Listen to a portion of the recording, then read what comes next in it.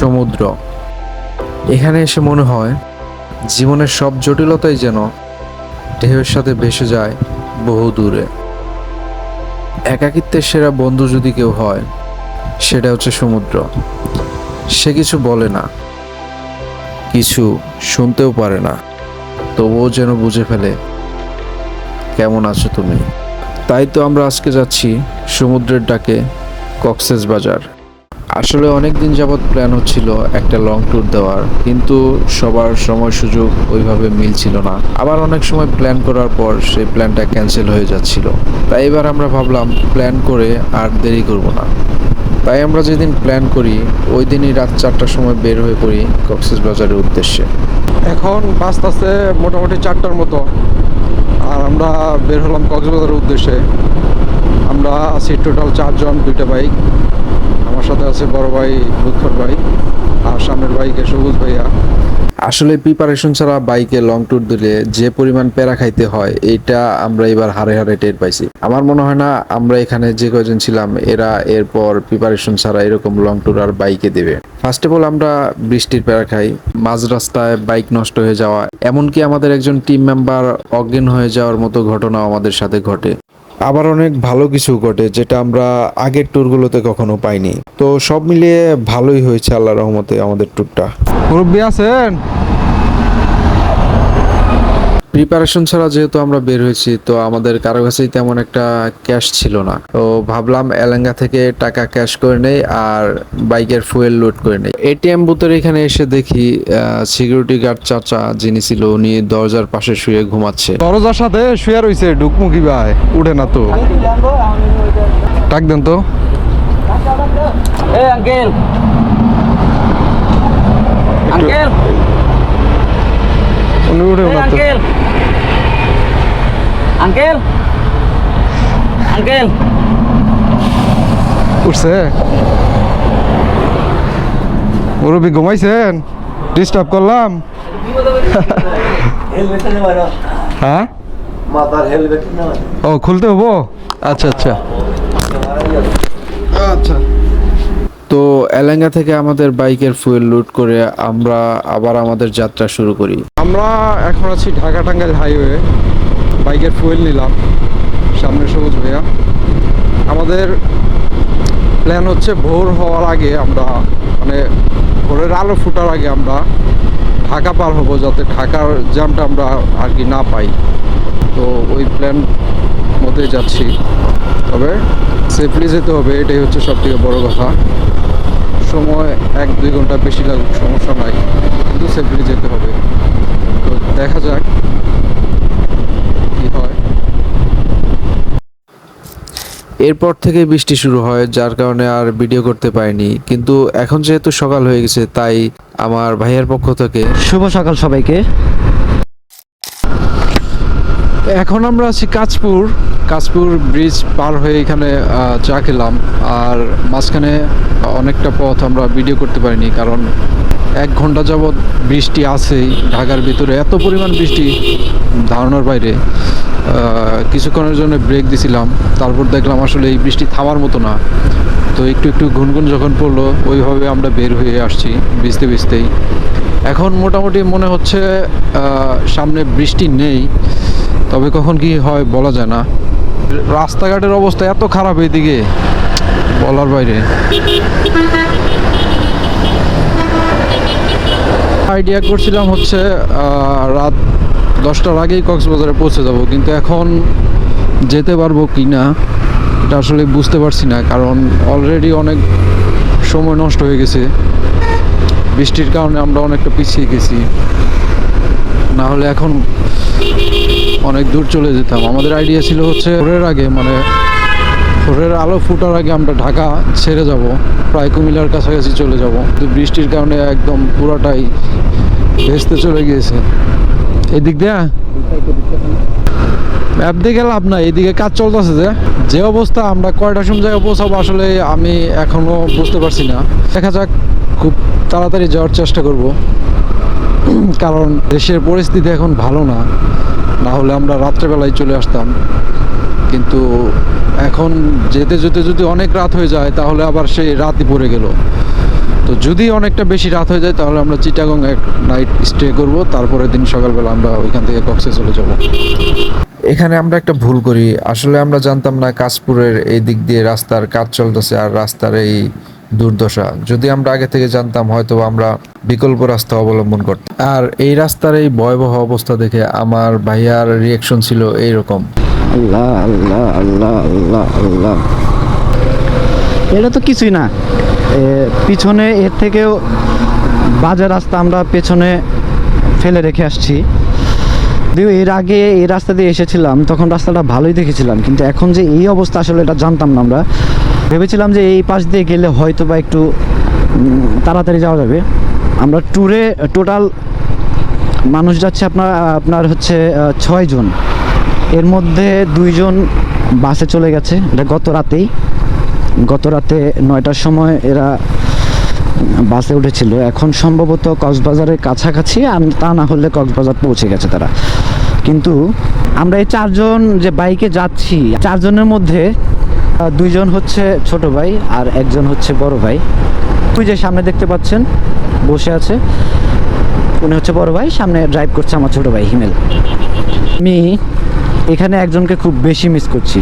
আমার অনেক কাছের ভাই ব্রাদার আছে, আমি অনেককেই ভালোবাসি, আমাকেও অনেকেই ভালোবাসে, কিন্তু আমি যেটা বলতে চাচ্ছিলাম সেটা হচ্ছে আমার খুব কাছের একজন বড় ভাই, যাকে আমি অনেক ভালোবাসি। তার নাম হচ্ছে ফিরোজ ভাই। আমি বরাবরই ট্যুরে গেলে তাকে সাথে রাখার চেষ্টা করি, কিন্তু এবার সে সাথে নেই। ঘটনাটা হচ্ছে তার বাবা গত 2 বছর যাবৎ প্রচণ্ড লেভেলে অসুস্থ ছিল, তাই এই 2 বছর যাবৎ আমার ভাই কোনো প্রকার কোনো ট্যুরে যেতে পারে নাই। আর যাবেই বা কীভাবে, বাবা অসুস্থ, আর তার মন এই 2 বছর যাবতই খারাপ ছিল। আমি গিয়েছিলাম অনেকবার, কয়েকটা জায়গায়, কিন্তু সাথে আমি তাকে রাখতে পারিনি। এই মুহূর্তে আপনারা যারা এই ভিডিওটা দেখছেন, ভাই আমার বড় ভাইয়ের বাবা এই মুহূর্তে বেঁচে নেই, তিনি না ফেরার দেশে চলে গেছেন। তার ভিতরে এখন অনেক রকমের বিষণ্ণতা কাজ করছে, তার মন তো একদম খারাপ, এটা স্বাভাবিক যেহেতু বাবা মারা গেছে। এই ট্যুরে আসার সময় আমি অনেকবার ফিরোজ ভাইকে মিস করেছি। আমি হয়তোবা সে এখন জানে যে আমি ট্যুরে এসেছি, কিন্তু আমি নিজ থেকে এখন পর্যন্ত তাকে জানাইনি, কারণ তার এখন মন খুব খারাপ। যদিও আমি চেয়েছিলাম যে তাকে যদি এখন কোথাও নিয়ে যাওয়া যায় তাহলে হয়তোবা তার মনটা একটু ভালো হতে পারে, কিন্তু তার মন এতটাই খারাপ যে আমি তাকে আসলে বলার মতো সাহস পাচ্ছিলাম না।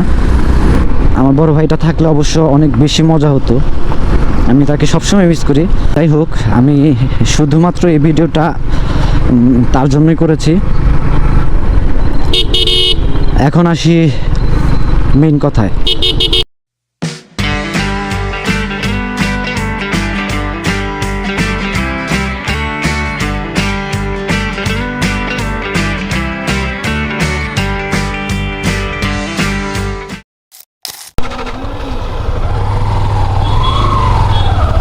আমরা এখন আছি ঢাকা চট্টগ্রাম হাইওয়ে, কিন্তু এদিকের অবস্থা এত খারাপ, মানে জ্যাম পইরা একদম আটকে রয়েছে সব গাড়ি। সামনে কি হয়েছে জানি না, হয়তো বা অ্যাক্সিডেন্ট হয়েছে, আর না হয় একজন বললো গাড়ি নষ্ট হয়েছে, কিন্তু সঠিক কোনটা আমি জানি না। আমি ফার্স্টেই বলছিলাম যে এই ট্যুরে এত পরিমাণ প্যারা খাইছি যে ধারণার বাইরে। এটাই হচ্ছে তার একটা নমুনা। মানে আমি ঢাকা চিটাগং হাইওয়েতে এত পরিমাণে জ্যাম আমি কোনোদিন দেখি নাই, আজকে যেটা দেখতে পাচ্ছি। প্রায় 1 থেকে 1.5 ঘন্টার মতো আমরা একদম স্থির অবস্থায় এক জায়গায় দাঁড়িয়েছিলাম। হচ্ছে Chittagong to Dhaka to Chittagong highway. সামনে কি হয়েছে জানি না, সম্ভবত অ্যাক্সিডেন্ট হয়েছে বা গাড়ি টাড়ি নষ্ট হয়েছে। একদম পুরা রোড জ্যাম, এই পাশেরটা ফাঁকা, কিন্তু আমাদের এই রোড একদম পুরোটাই জ্যামে আটকে রয়েছি আমরা।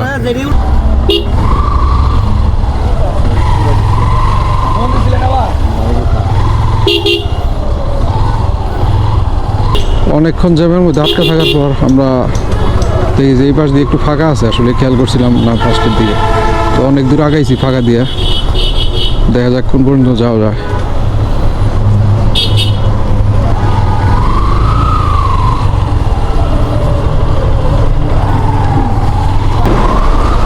আর বাইক নিয়ে যাওয়ার সব থেকে সুবিধা হচ্ছে এটাই যে দেখেন সবাই দাঁড়ায় রয়েছে, মোটামুটি 1 ঘন্টা যাবো এখানে সবাই দাঁড়ায় রয়েছে, আর আমরা পাশ দিয়ে চলে যাচ্ছি।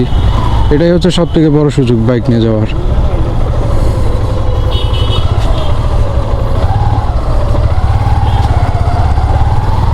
যদি একটু কষ্ট হচ্ছে, তারপরেও ভাল লাগতেছে যে আমরা অন্তত যাওয়ার সুযোগটা পাচ্ছি। অন্যরা সবাই তো দাঁড়িয়ে আছে, কেউই যাইতে পারছে না, সিএনজি পর্যন্ত আটকা রয়েছে।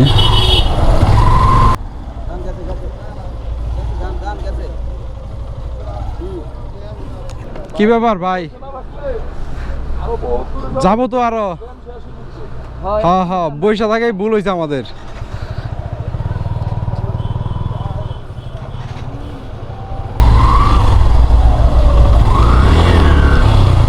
নিজ দিয়ে দিবেন, যাওয়া ভালো আছিল।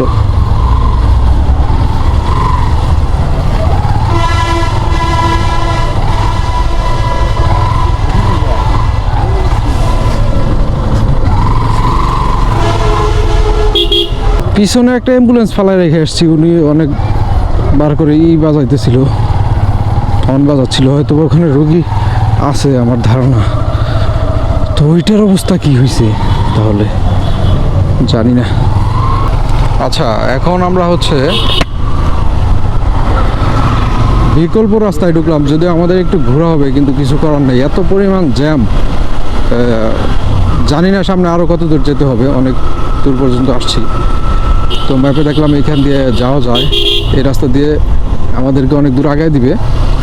তো হয়তো একটু ঘোরা হবে, কিন্তু আমাদেরকে যেখানে এই রাস্তা নামিয়ে দিবে ওই চিটাগাং হাইওয়েতে, তো তারপর থেকে দেখলাম মোটামুটি আর জ্যাম নাই, তেমন এত বড় জ্যাম। তো কিছু করার নাই, আর একটু ঘুরতে হবেই।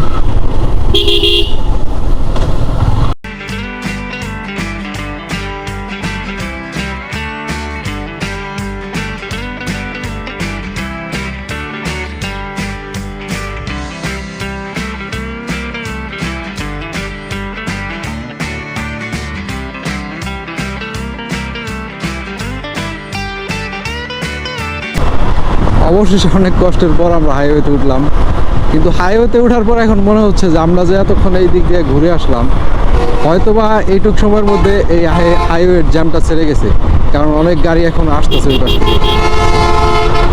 তারপর আফসোস নাই, জ্যামের মধ্যে বসে থাকার থেকে ঘুরে আসাটা ভালো লাগে, মানে দাঁড়ায় থাকার বিরক্ত লাগে।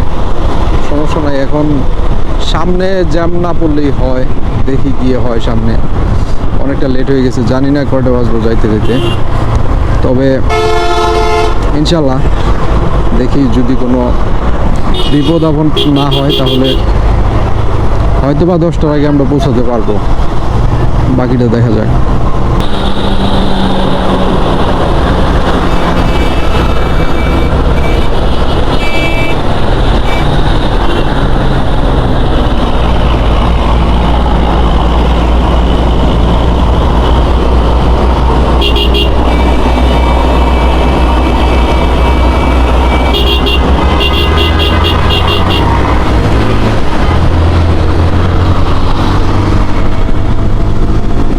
রে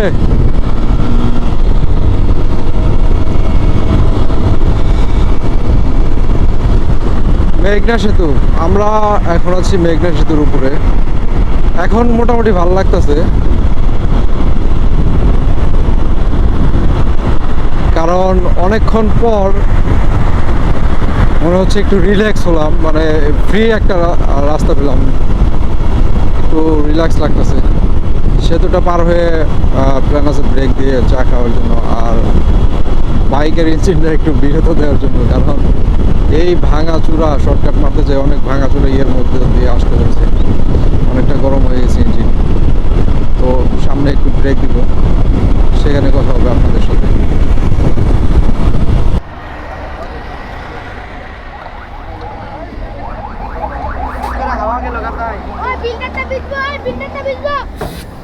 ফিল্টার দিও,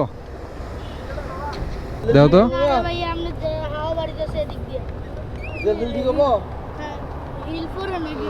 জেল দিলির, জেল তো আছে, জেল তো আছে।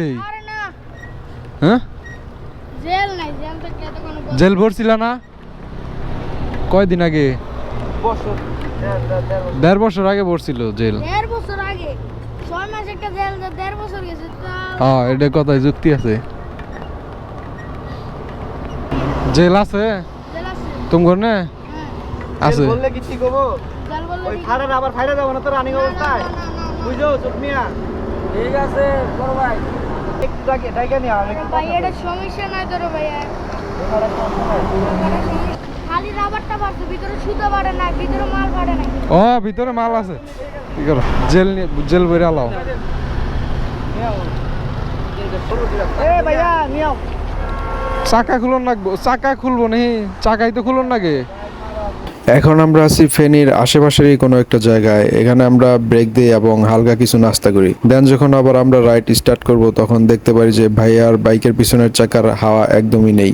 তারপর এখানে সার্ভিসিং এর দোকানে আসার পর দেখলাম যে চাকার ভিতরে লোহা ঢুকছে, সেটা বের করলাম। ওনারা বললো যে আপনারা যেহেতু অনেকদিন আগে জেল লোড করেছিলেন, এটা টেম্পার আসলে এখন আর নেই, তাই নতুন করে জেল লোড করলে এটা ঠিক হয়ে যাবে। এখানে যে পিচ্চি ছেলেটাকে দেখতে পাচ্ছেন, ওর নাম হচ্ছে সাইমন। ওর বয়স খুব একটা বেশি না। ওর বাবা গত 3 বছর আগে মারা গিয়েছে, ওর মা বেঁচে আছে, তাই পরিবারের হাল ধরতে ওকে এগুলো করতে হচ্ছে। আসলে ওর তো এখানে থাকার কথা ছিল না, কিন্তু পরিস্থিতি ওকে এখানে নিয়ে আসছে। আমাদের জীবনে একটু দুঃখ দুর্দশা আসলে আমরা মনে করি এখানেই মনে হয় আমাদের জীবন শেষ, কিন্তু আমাদের থেকে হাজার হাজার গুণ কষ্টে অনেক মানুষ রয়েছে যাদেরকে হয়তো বা আমরা চিনি না বা দেখি না। তাই আল্লাহ তাআলা যাকে যে অবস্থাতেই রাখছে সেই অবস্থা থেকেই শুকরিয়া আদায় করতে শিখুন।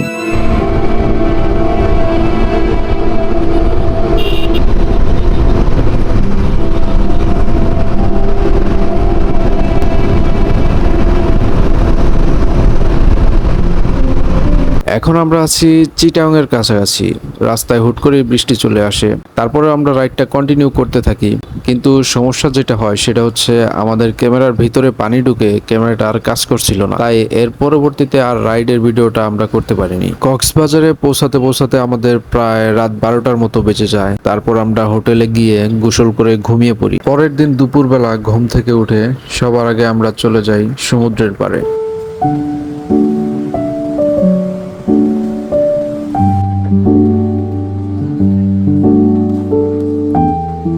এত কষ্ট করে এত বাধা পেরিয়ে যখন আমরা সমুদ্রের পাড়ে গিয়ে দাঁড়াই, তখন আসলে সেই কষ্টগুলো আর থাকে না।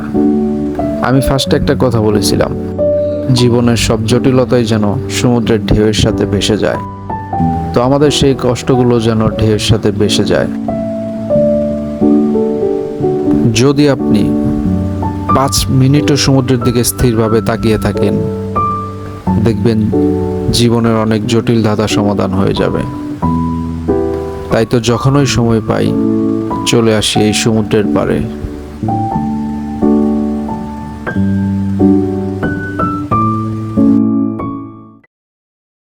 গাড়ি তুললো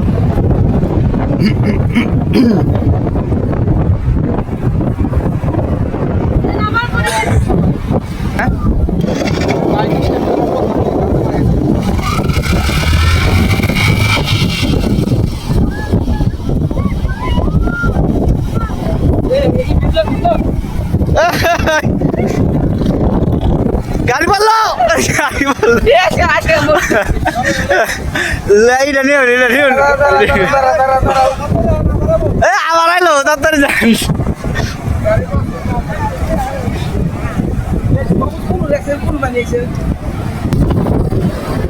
পদ্ধতি দেখাই দিলা এটাই